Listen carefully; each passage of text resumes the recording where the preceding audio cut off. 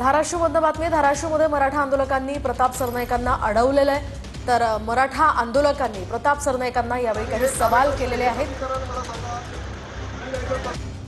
तर मंत्री प्रताप सरनाईक हे धाराशिवच्या दौऱ्यावर असताना या सगळ्या मराठा आंदोलकांनी त्यांना अडवलं। आणि हे कार्यक्रम हे कधी कराल मला सांगा। मी नाही तर कुठे घर म्हणजे कुठे तुम्ही पुण्याला तुम्ही आता जाल आणि हे कार्यक्रम हे कधी कराल मला सांगा। मी नाही तर कुठे घर म्हणजे कुठे तुम्ही साठी खरं तर मागणी होते मराठा आरक्षणासाठी। मराठा आंदोलक वारंवार आंदोलन करतायत आणि त्याच पार्श्वभूमीवर आता काही मागण्यांसाठी इथे प्रताप सरनाईकांना मराठा आंदोलकांनी अडवल्याचं कळतंय। धाराशिवमध्ये मंत्री प्रताप सरनाईक आज दौऱ्यावर होते आणि त्याच वेळी ते जात असताना तिथे मराठा आंदोलकांनी त्यांना अडवलं आणि काही सवाल केले। याच वेळी प्रताप सरनाईकांनी अधिकाऱ्यांशी फोनवर बोलून त्यांच्या समस्या लवकरात लवकर सोडवू असं आश्वासन दिलं।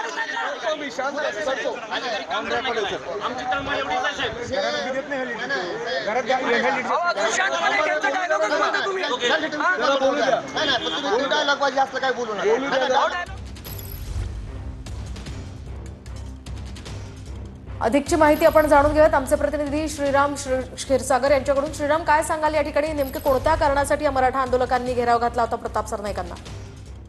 आज प्रताप सरनाईक जे आहेत ते धाराशिव जिल्हा दौऱ्यावरती होते आणि त्यांनी आता हरित धाराशिवच्या अंतर्गत रोप जे आहे ते वृक्ष लागवड करून गेस्ट हाऊसला येत असताना मराठा बांधवांनी त्यांना अडवलं की जात पडताळणी जे प्रमाणपत्र आहेत त्यांना उशीर होतो द्यायला, किंवा दुसरे जे प्रमाणपत्र आहेत ओबीसी प्रमाणपत्र जे आहेत कुणबी सर्टिफिकेट जे आहेत हे त्यांना लवकर भेटत नाहीत। अशा वेळोवेळी मराठा बांधवांनी तक्रारी केलेल्या आहेत। अधिकारी जे ते आहेत ते त्यांचं ऐकत नाहीत अशी तक्रार त्यांनी पालकमंत्र्यांना सांगितली आणि रेस्ट हाऊस मध्ये जात असताना मराठा बांधवांनी पालकमंत्र्याला अडवलं आणि त्यानुसार त्यांना प्रश्न विचारला की आम्हाला प्रमाणपत्र कधी भेटणार आहेत किंवा का भेटत नाहीत। एक मराठा लाख मराठा अशा घोषणा देखील त्यांनी दिल्या।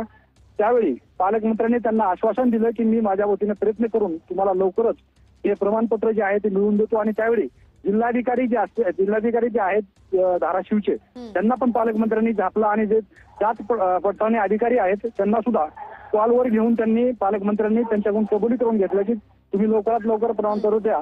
अशा पद्धतीने मराठा बांधवांनी या ठिकाणी पालकमंत्र्याला अडवलं होतं आणि पालकमंत्र्यांनी त्यांना आश्वासन आता दिलेलं आहे। वहिनी, नक्कीच धन्यवाद श्रीराम दिलेल्या या सविस्तर माहितीसाठी। तर गेल्या काही दिवसांपासून आपण पाहतोय या मराठा आंदोलकांच्या मागण्या आता कधी पूर्ण होतात ते पाहणं महत्त्वाचं आहे।